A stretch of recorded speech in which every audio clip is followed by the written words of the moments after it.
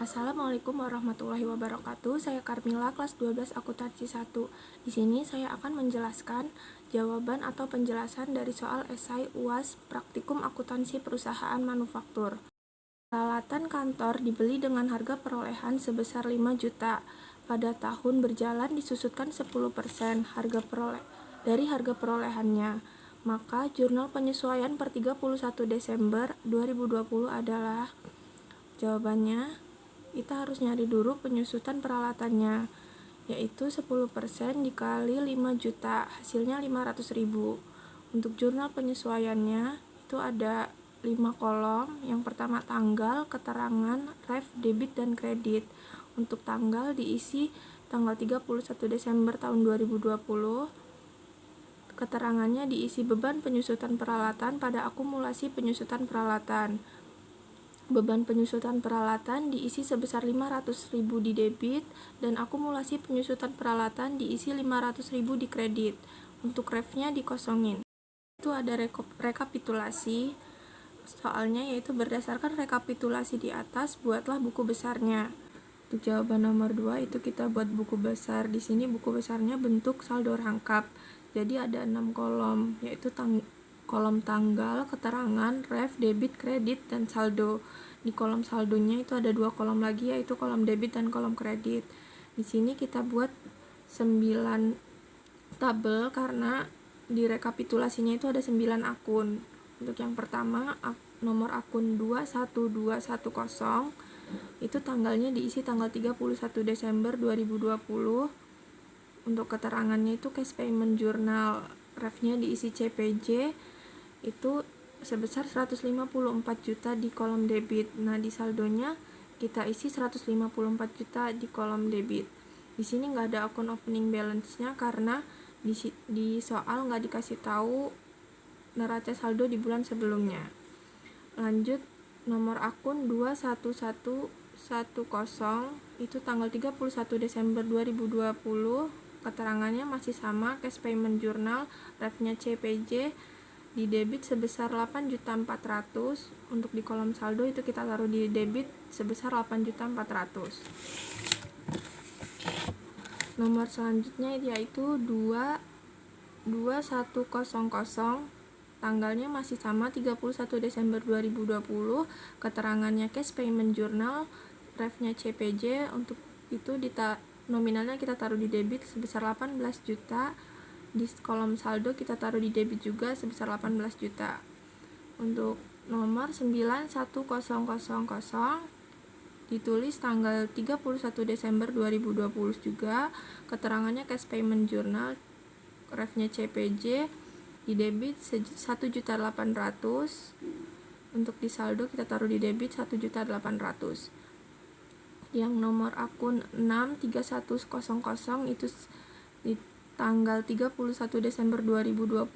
Keterangannya cash payment journal, refnya CPJ, ditaruh di debit sebesar 9 juta dan di saldo kita taruh di debit juga sebesar 9 juta rupiah. Nomor akun 11120 tanggalnya 31 Desember 2020. Keterangannya cash payment journal juga, refnya CPJ, kita taruh di debit 4.500.000. Untuk saldonya kita taruh di debit juga 4.500.000. Untuk nomor akun 51300 itu tanggal 30 Desember 2020 juga. Keterangannya masih cash payment journal, refnya CPJ, tapi ditaruh di kredit karena di rekapitulasi nominalnya itu di kredit. Ini di kredit 1.760.000. Untuk di saldo juga masih kita taruh di kredit 1.760.000 rupiah. Nomor akun 11110 itu tanggal 31 Desember 2020. Keterangannya cash payment journal, refnya CPJ, kita taruh di kredit juga sebesar 193.755.000. Terus untuk di kolom saldonya kita taruh di kredit 193.755.000. Nomor akun yang terakhir 21212 itu tanggal 31 Desember 2020 juga. Keterangannya cash payment journal, refnya CPJ, ditaruh di kolom kredit sebesar 185.000, di kolom saldo juga di kredit 185.000. Nomor 3 yaitu berdasarkan soal nomor 2, buatlah neraca saldo PTA per 31 Desember 2020. Jadi dari buku besar yang kita buat di soal nomor 2 tadi, kita bakal buat neraca saldo untuk PTA di bulan Desember 2020. Jadi neraca saldo itu ada 3 kolom. Yang pertama ini kolom nomor akun, yang kedua kolom debit, yang ketiga kolom kredit. Di sini nomor akunnya kita urutin aja dari nomor akun paling kecil sampai paling besar. Yang pertama itu nomor akun 11110, kita taruh di kredit sebesar 193.755.000. Untuk nomor akun 11120, kita taruh di debit sebesar 4.500.000. Nomor akun 21110, kita taruh di debit sebesar 8.400.000. Untuk nomor akun 21210 itu 154 juta di kolom debit. Untuk nomor akun 21212 itu di kolom kredit sebesar 185 juta. Untuk 22100 sebesar 18 juta di kolom debit. Nomor 51300 kita taruh di kredit sebesar 1.760.000. Nomor akun 63100 itu kita taruh di debit sebesar 9 juta. Nomor akun 91000 itu kita taruh di debit sebesar 1.800.000. Kalau udah itu kita totalin, jadi totalnya itu harus balance. Di sini totalnya 195.700.000 di debit, 195.700.000 di kredit, jadi balance. Untuk soal nomor 4 itu ada bukti transaksi di PT Anindya. Buktinya yaitu bukti kas masuk. Jadi di situ pada tanggal 4 Desember 2018 telah terjadi pelunasan atas penjualan kredit tanggal 8 November 2018 dengan nomor bukti BKM 1201 dari Civijay sebesar 289.20.000. Untuk soalnya yaitu buatlah jurnal dari dokumen di atas. Jawabannya kita buat kopnya dulu, yaitu PT Anindya ininya cash receipt journal karena itu bukti kas masuk pada Desember 2018. Di sini kita buat jurnal itu 5 kolom, yaitu kolom tanggal, kolom dokumen number, description, debit sama kredit. Debitnya kita isi cash in bank. Untuk kolom ordernya nggak usah dibuat karena di situ nggak ada dijelasin terminnya, jadi nggak ada sales diskon gitu-gitu. Untuk kreditnya kita isi account receivable, tanggalnya diisi 4 Desember 2018. Untuk dokumen numbernya yaitu BKM 1201, descriptionnya Civijay. Untuk debit cash in bank itu diisi sebesar 289.20.000. Di kreditnya itu account receivable sebesar 289.20.000. Account receivable-nya ditaruh di kredit karena di situ piutangnya berkurang karena Civijay itu melakukan pelunasan piutang tanggal 8 November 2018 atas pembelian kredit tanggal 8 November tahun 2018. Kalau kasnya itu di debit karena di sini kasnya bertambah. Soal nomor 5 yaitu dari bukti yang sama kayak nomor 4, kita disuruh buat buku besarnya berdasarkan dokumen tersebut. Di sini kita buat kopnya dulu. PT Anindya General Ledger pada Desember 2018. Untuk buku besarnya masih bentuk saldo rangkap, itu jadi ada dua tabel.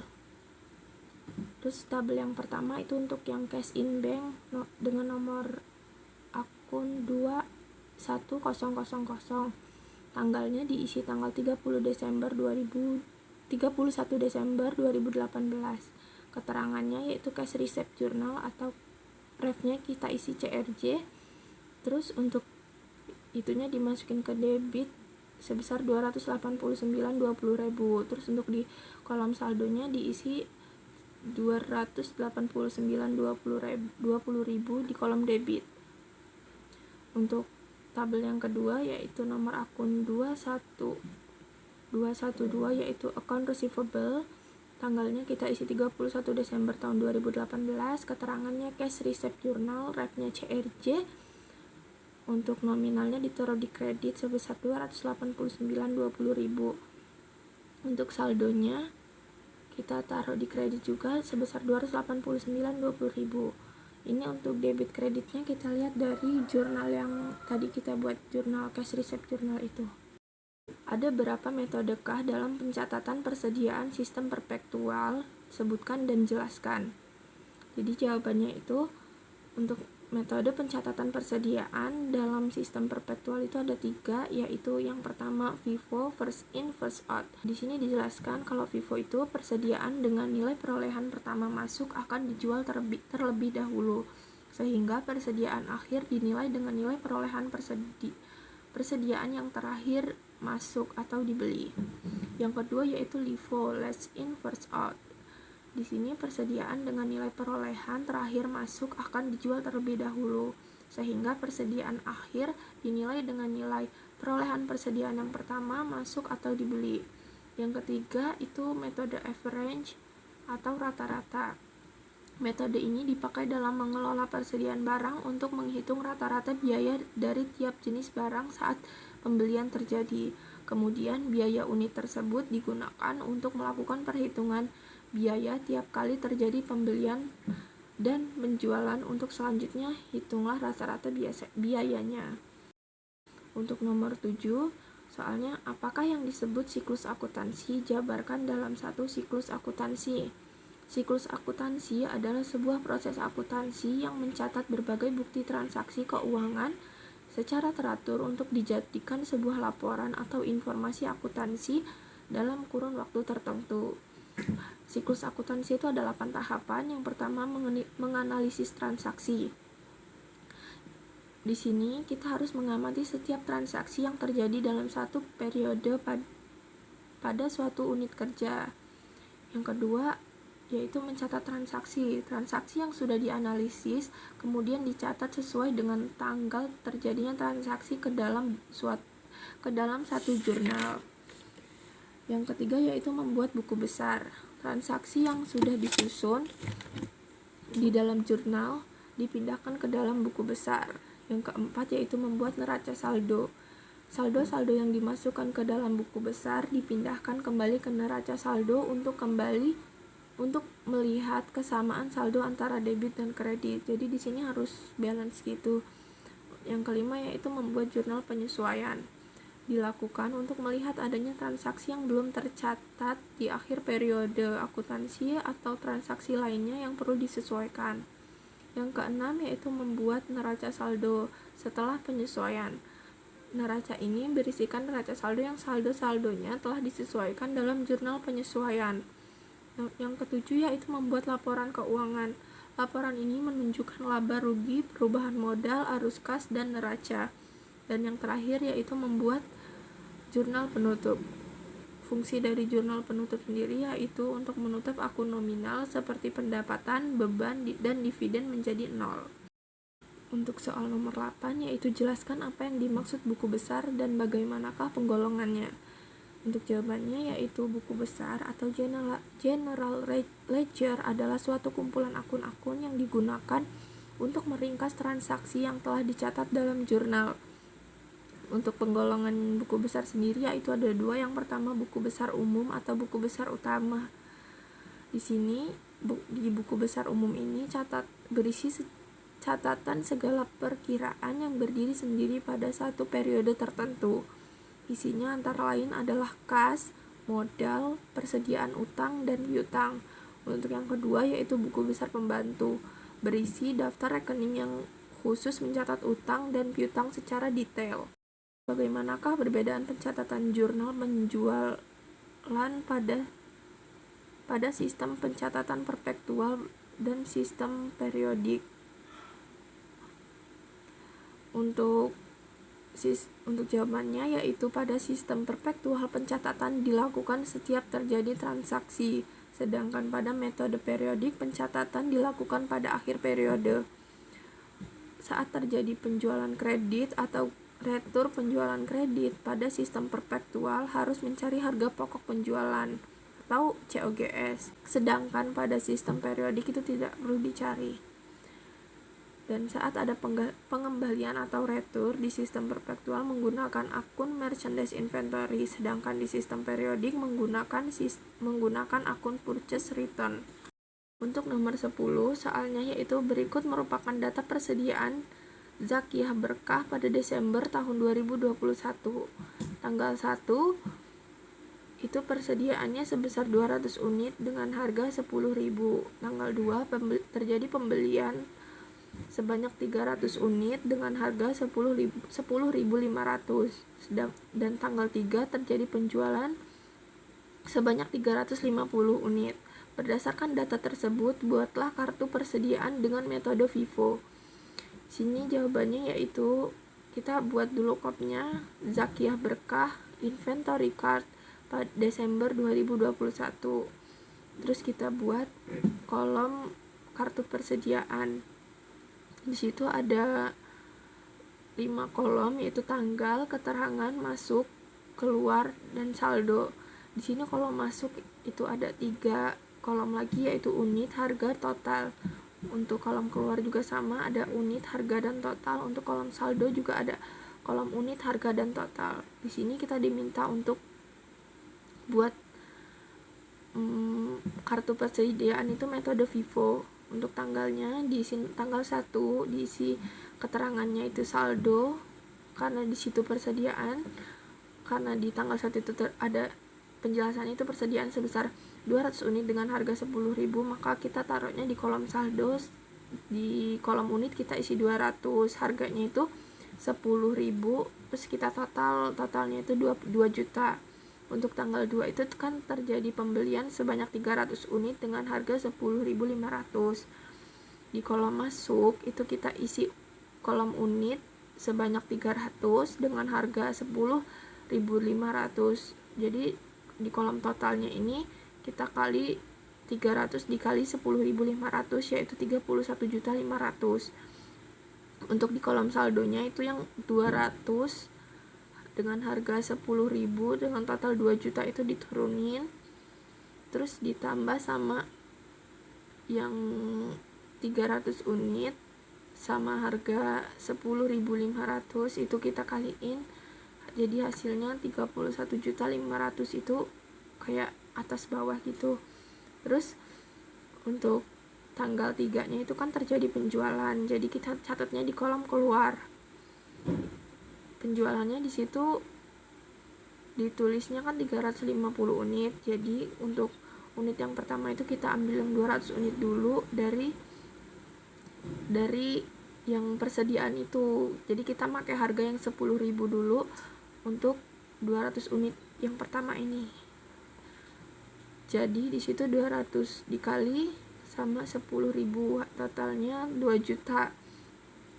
Terus yang karena tadi kan baru 200, sedangkan terjadi penjualannya itu 350 unit, masih kurang 150 nya kita ambil dari yang 300 unit itu dengan harga 10.500. Jadi 150 dikali 10.500 harga, jadi totalnya itu 1.575.000. Untuk di kolom saldonya karena 200 nya tadi udah habis, gak perlu ditulis lagi di ke bawah, tapi yang 300 tadi kan baru kepakai 150, jadi masih ada 150 lagi.